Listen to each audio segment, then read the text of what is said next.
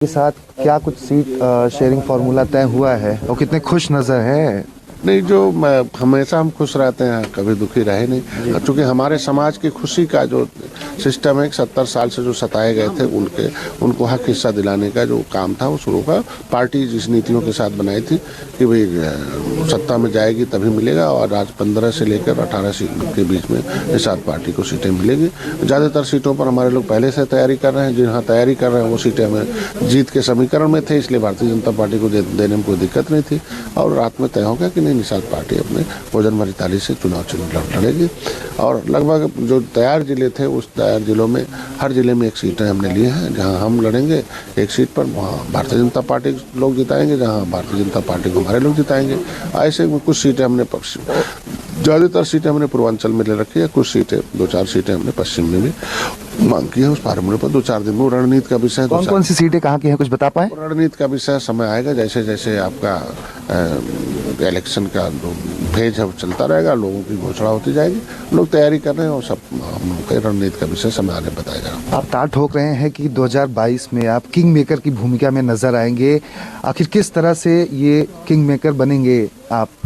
आपने देखा होगा कि 2014 में मैं आया हूँ, 2013 में मैंने स्टेटमेंट लिया था, 2014 में मैंने रेल एक सीएम हाउस गिरवाया था उत्तर प्रदेश में। तो सपा और भाजपा, कांग्रेस और बसपा साफ हो गई और सपा हाफ हो गई और भाजपा सत्ता में आई। 2017 में चुनाव लड़ा, एक मेरा विधायक हुआ। 2018 में मैंने 4 पार्टियों को इकट्ठा किया और खत्म हो गए थे 2017 में बसपा और सपा, उन्हें जिंदा किया, लेकिन फिर उनकी अपनी आदत के हिसाब से भाग गए। 2019 में बसपा और सपा का गठबंधन था, लेकिन डॉक्टर संजय मोदी जी के साथ खड़े रहे और ऐतिहासिक जीत। जब एक बड़ा गठबंधन 2017 का कांग्रेस और सपा था, 2000 बसपा और सपा का गठबंधन 2019, उसमें किंग मेकर की भूमिका में डॉक्टर संजय 2019 में आए।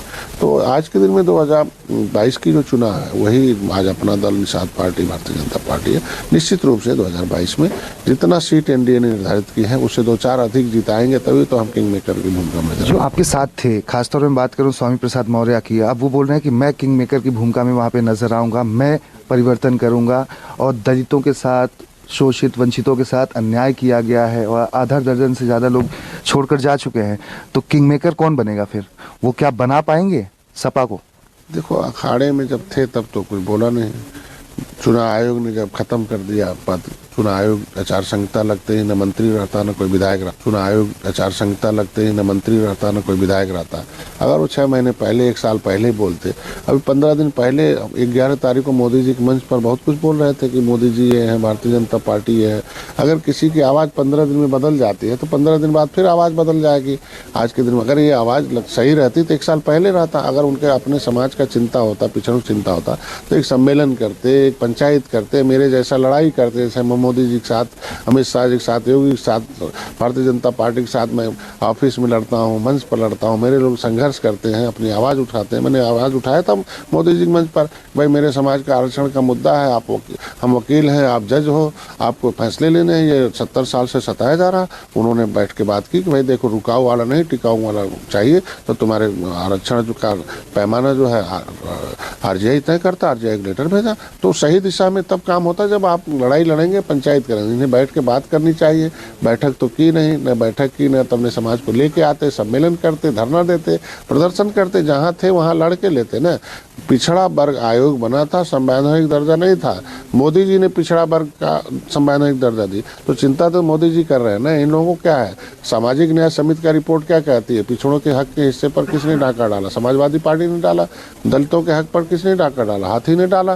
तो सारे पिछड़ों को पता है कि कैसे क्या। हमने तो दर्द खुद झेला है ना। 7 जून 2015 को रेल ट्रैक आंदोलन पर मैं आंदोलन कर रहा था, रेल केंद्र सरकार की थी, गोली चलवाया, एक भाई मारा गया, 302 फर्जी मंत्री बनाया गया, कितना तांडा हुआ हमारा समाज जानता, सारी गाड़ी फुकवा दिया। काफी समय से सरकार में हैं और इसके साथ साथ बीजेपी से जुड़े हुए हैं, तो आखिर ये बताइए कि क्या वाकई में योगी के साथ नाराजगी है?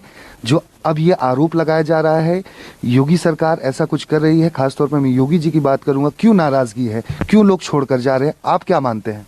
नहीं, अगर इन्हें नाराजगी थी तो 1 साल पहले छोड़ते ना, पूरा सत्ता सुख भोग लिया तब छोड़ रहे हैं, तो उनका पर्सनल निजी मामला है, किन विचारों से वो जा रहे हैं। लेकिन अगर नाराजगी होती तो 1 साल पहले, 6 महीने पहले छोड़ते, जब लोग सरकार में थे। सरकार खत्म हो गई, चुनाव आयोग ने खत्म कर दिया, तब आप कुछ बोल रहे हैं। तो अब तो इलेक्शन है, वो तो जनता सब समझ रही है क्या बोल रहे हैं। आज के दिन में भारतीय जनता पार्टी, निषाद पार्टी, अपना दल मिलकर दूसरे तरीके 2019 में सरकार बनाई, फिर से हम लोग बनाएंगे। तो अखिलेश की साइकिल पंचर होगी फिर से? कैसी टक्कर देने वाले हैं? क्योंकि अखिलेश आप पर काफी गंभीर आरोप लगा रहे हैं कि आप कहीं नहीं खड़े दिखाई दे रहे हैं। मैं आया हूँ तब से वो खड़े नहीं। 2014 खत्म हो गए, 2017 कहाँ चले गए, 2019 में कहाँ चले गए। जब से मैं आया हूँ तभी तो खत्म हो रहा है ना वो हाथी साइकिल। तो मेरे खड़े होने से आप देखो क्या हो रहा, परिवर्तन हो रहा। मेरे खड़े होने 2022 में सरकार बनेगी, किंग मेकर की भूमिका हम लोग नजर आएंगे। अब देखिए एनडीए ने जितना सीट निर्धारित की उससे 2-4 अधिक जिताएंगे, तब किंग मेकर तब नजर आएंगे। 2019 में ऐसे ये लोग हम लोग कम आंक रहे हैं। मेरा झुआ भर रोड पर ये लोग पौआ पिला पिला के लूटते रहे। अब तो पार्टी का लेवल लग गया, तभी तो ये लोग परेशान हैं। आज के दिन में ऐसी सीटें, 70 सीटें ऐसी हैं जहां हम 70,000 से 1 लाख से ऊपर है। मेरे समाज मेरे संघर्ष को जानता है। मेरा समाज रोड पर आया है, मेरे समाज के लोग अपने हक हिस्से की लड़ाई लड़ रहे हैं, तभी पार्टी बनाए हैं, तभी तो इनको गाँव में से भगाया है। क्योंकि आज के दिन में सबको मालूम है कि किस तरीके से भर्ती होती थी। निषाद का बेटा अगर भर्ती होने के लिए जाता था तो इनकी सरकारों में उनके सीने पर 1 ऊंचा मारकर 2 इंच घटाकर उन्हें लात मार कर भगा दिया जाता था। और इन लोगों के यहाँ से पूरा का पूरा लिस्ट जाता था, उसका कोई सीना नहीं नापता था। कहते भाई अगर सीना नाप देंगे तो हमें दिल्ली लखनऊ में नाप दिया जाएगा। तो आज बिना भेदभाव की भर्ती हो रही है। तो आज ढेर सारे लोग हमारे अधिकारी कर्मचारी हैं, सब दिख रहा है कि अगर मोदी जी बिना भेदभाव के काम कर रहे, सबको सबका मकान सबको सब दे रहे हैं, तो बिना भेदभाव के मछुआरों का भी और पिछड़ी जातियों पिछड़ी जातियों का हिस्सा मिलना शुरू हो जाएगा। क्योंकि संवैधानिक दर्जा अगर पिछड़ा आयोग का मिला हुआ तो आयोग तय करेगा किसे न्याय मिलेगा। तो उसमें कोई कमी रहेगी तो हम लोग लड़ाई लड़कर पिछड़े वर्ग आयोग में, अनुसूचित आयोग में परिवर्तन कराएंगे। कितना भेदभाव हुआ, हम 70 लाख थे 1961 में। इन सरकारों ने गिनती करते करते हमें 3000 कर दिया। तो कलम से मारने वाले को हमारे लोग वतन छूना बंद कर दिए, मर गए।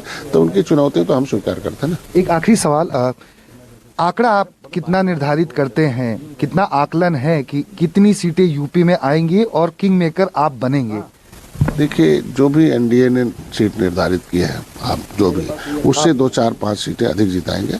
क्योंकि हम 160 सीटों पर मेरा खुद का प्रभाव है नदियों के किनारे, और सारे लोग ये 70 साल से सताए गए हैं, दुखी हैं। 70 सीटें हमारे पास 70,000 से ऊपर हम बूथ लेवल तक हैं। तो जहाँ इतना मजबूत कोई गठबंधन का लीडर हो उसे है। क्योंकि सबका देख चुके, कांग्रेस का गठबंधन सपा का था 2017 में, बसपा का कांग्रेस सपा का था गठबंधन। जब मैं खड़ा हो गया सारे गठबंधन खत्म हो गए। लेकिन जब मैं महागठबंधन मोदी के साथ आ गया, आप फार्मूला देखें, वही चीज़ है। 2019 का जो था वो 2022 में दोहराया जाएगा, उसे ऐतिहासिक जीत मिलेगी। Thank you. ये थे संजय निषाद जो बता रहे थे कि किंग मेकर की भूमिका में ये नजर आएंगे। बड़े पैमाने पर इनका जो वर्चस्व है नदियों के किनारे, इनके समाज, इनके जात के लोग हैं। आखिर देखना होगा कि कौन किसको मात देगा, कौन किंग मेकर की भूमिका में आने वाले समय में नजर आएगा।